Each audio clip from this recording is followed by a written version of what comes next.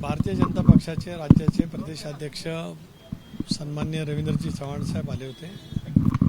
आज दुपारी आमची मुख्यमंत्री महोदयांच्या जवळ सुद्धा भेट झालेली होती।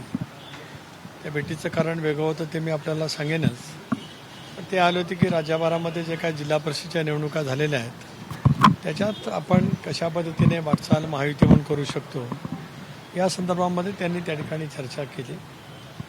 त्यांच्याकडे माहिती वेगवेगळ्या जिल्हा परिषदांमध्ये काय नेमकं संख्याबळ आहे त्याची होती।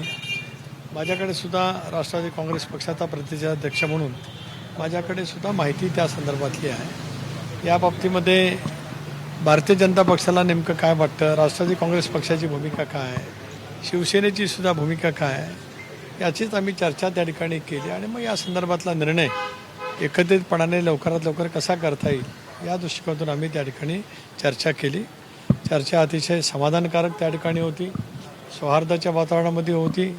भारतीय जनता पक्ष एक आमच्या एनडीएमधला प्रमुख पक्ष आहे आणि स्वाभाविकपणाने मित्रपक्षांचा सन्मान आदर हे करण्याच्या दृष्टिकोनातूनच अत्यंत चांगल्यापैकी चर्चा त्या ठिकाणी झाली।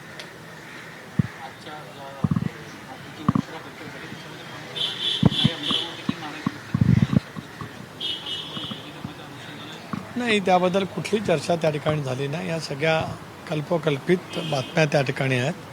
अतिशय एकत्रितपणाने एकसंघपणाने विधिमंडळ राष्ट्रवादी काँग्रेस पक्ष, राज्यातला राष्ट्रवादी काँग्रेस पक्ष ज्या धीरोदात्त पद्धतीने संयमाने आणि योग्य ती भूमिका घेत वहिनी उपमुख्यमंत्री पदावरती संघटनेची धुरा ज्या पद्धतीने वाहत आहेत त्याबद्दलचा विश्वासही व्यक्त करण्यात आला आणि त्यांच्या पाठीमागे ठामपणाने सर्वांनी उभं राहावं आणि पक्ष संघटना मजबूत करावी एवढंच कालच्या बैठकीचं सार होतं, याचा वृत्तांत मी त्या ठिकाणी दिला। आज माननीय मुख्यमंत्री महोदयांची मी, आमच्या उपमुख्यमंत्री सुनेत्रा वहिनी, राष्ट्रीय कार्याध्यक्ष प्रफुल्लभाई, ज्येष्ठ मंत्री हसन मुश्रीफ आणि पार्थ पवार आम्ही मुख्यमंत्री महोदयांची भेट घेतली आणि दादांचा जो अपघाती मृत्यू झाला या संदर्भामध्ये आम्ही त्यांना एक निवेदन दिलं की या संबंध प्रकरणाची CBI मार्फत चौकशी त्या ठिकाणी करावी असं मुख्यमंत्री महोदयांना आम्ही निवेदन त्या ठिकाणी दिलं।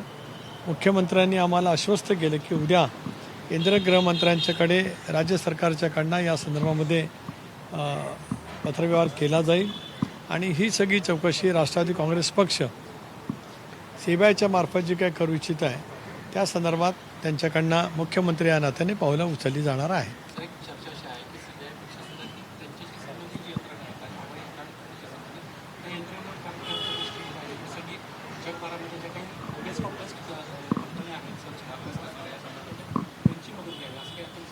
एक तर नक्कीच आहे, वारंवार आम्ही या बाबतीमध्ये बोलत आलो, ज्या दिवशी दुर्दैवी घटना घडली त्या दिवशीच त्या खात्याचे केंद्रीय मंत्री नायडूजी तिथं होते, मुरलीधर मोहोळजी सुद्धा होते।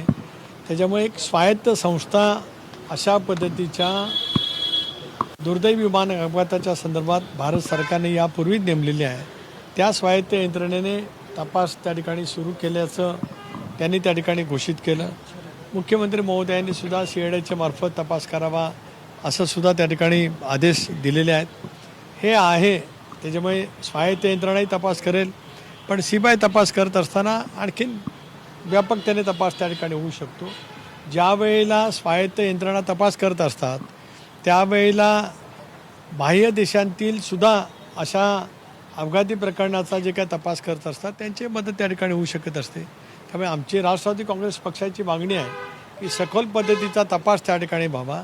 या संदर्भामध्ये जे जे काही मुद्दे उपस्थित होतात त्या मुद्द्यासह तपास त्या ठिकाणी केला जावा आणि हा तपासाचा निष्कर्ष लवकरात लवकर राज्यातल्या नव्हे तर देशाच्या जनतेसमोर आणावा ही राष्ट्रवादी काँग्रेस पक्षाची प्रामुख्याने भूमिका होती। म्हणूनच उपमुख्यमंत्री म्हणून वहिनी प्रफुल्लभाई, मी स्वतः प्रदेशाध्यक्ष म्हणून मुश्रीफजी आणि पार्थ आम्ही आज मुख्यमंत्री महोदयांशी भेट घेतली आणि प्रदीर्घ चर्चा त्या ठिकाणी केली। अनेक वर्ष कॅबिनेट मंत्री होतात, आता शिरवळांचं जे प्रकरण झालेलं आहे तुम्ही तुमच्या मंत्र्यांना काय सल्ला द्याल? कारण की अशा स्वरूपामध्ये मंत्र्याला एक अधिकारी त्यांच्या खात्याचा म्हणजे त्यांच्या डिपार्टमेंटमधला कार्याचा सापडणं शेवटी प्रशासकीय तर बाब आहेच आहे, पण त्या मंत्र्याची, त्या शासनाची किंवा पक्षाची सगळ्यांची प्रतिमा मलिन करणारी गोष्ट आहे. हे प्रतिमा निश्चित मलिन होते. त्याच्यामुळेच आपल्या कार्यालयामध्ये नेमला जाणारा स्टाफ हा सुद्धा चिकित्सा करूनच त्या ठिकाणी नेमला जावा. आणि स्पष्टपणाची सुद्धा मंत्री म्हणून मंत्री कार्यालयाकडे गेलीच पाहिजे की अशापैकी कुठली गोष्ट खपून घेतली जाणार नाही.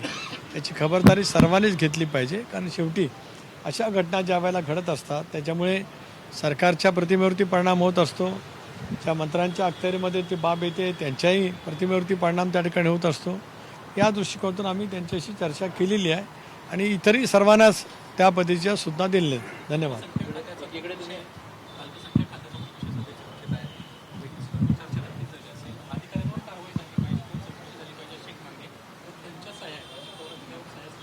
स्पष्टपणानेच आहे, राज्याचा रूल्स ऑफ बिझनेस जे नियमावली सांगतो त्या पद्धतीने कुठलाही निर्णय हा मंत्री महोदयांच्या स्वाक्षरीशिवाय सरकारी होत नसतो. अशा वेळेला ज्यांनी कोणी असे आदेश काढलेले त्याची चौकशी व्हावी, त्यांच्यावरती कारवाई केलीच गेली पाहिजे. वहिनीसुद्धा त्या संदर्भामध्ये उपमुख्यमंत्री म्हणून आणि त्या विभागाचा पदभार त्यांच्याकडे असल्यामुळे तशाच पैच्या सुद्धा त्या ठिकाणी दिलेल्या आहेत. धन्यवाद. तर भाजपचे प्रदेशाध्यक्ष रवींद्र चव्हाण आणि सुनील तटकरे यांची ही भेट झाली. यानंतर सुनील तटकरे बोलत होते. जिल्हा परिषदेच्या निवडणुकीच्या निकालावरती ही चर्चा झाल्याची त्यांनी माहिती दिली. एबीपी माझा, उघडा डोळे बघा नीट.